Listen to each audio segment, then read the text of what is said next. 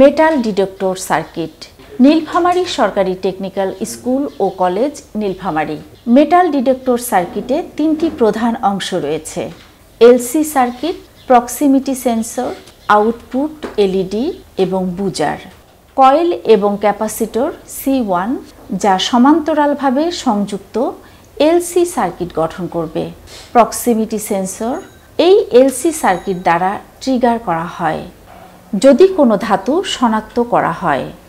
এটি bit frequency oscillator ধরনের metal detector সমস্ত ধাতু শনাক্ত করতে ব্যবহার করে।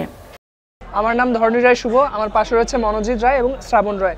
আমরা নীলফামারী টেকনিক্যাল স্কুল থেকে এসেছি। আমাদের প্রজেক্টের নাম হচ্ছে মেটাল ডিটেক্টর সার্কিট। এটি মূলত ধাতু শনাক্তকরণের কাজে ব্যবহার করা হয়। অনাকাঙ্ক্ষিতভাবে কেউ যদি শরীরের বা কোনো ব্যাগের ভিতরে বা কোনো দ্রব্যের মধ্যে যদি কোনো ধাতু নিয়ে যেতে চায়, তাহলে এই মেটাল ডিটেক্টর সার্কিটের মধ্যে সে ধাতুটাকে শনাক্ত করবে। এটি আমরা শিল্প কারখানা বা বিস্কুট ফ্যাক্টরিতে ব্যবহার করি। বিস্কুট ফ্যাক্টরিতে অনাকাঙ্ক্ষিতভাবে কোনো পণ্যের মধ্যে যদি লোহার টুকরা বা টিন কোনো যদি ধাতু জাতীয় পদার্থ যায়, তাহলে আমাদের অটোমেটিকভাবে সেন্সর এটাকে শনাক্ত করবে এবং নির্দিষ্ট টাইমের ভিতরে সেটাকে অটোমেটিকভাবে বন্ধ করে দেবে এবং পরবর্তীতে সময় অনুযায়ী সেই মোটরটা আমাদেরকে চালু হয়ে যাবে। যেমন আমরা এখানে এই ধাতুটাকে এখানে দিলাম, আমাদের সেন্সর কাজ অটোমেটিক আমাদের মোটর বন্ধ হয়ে গেছে।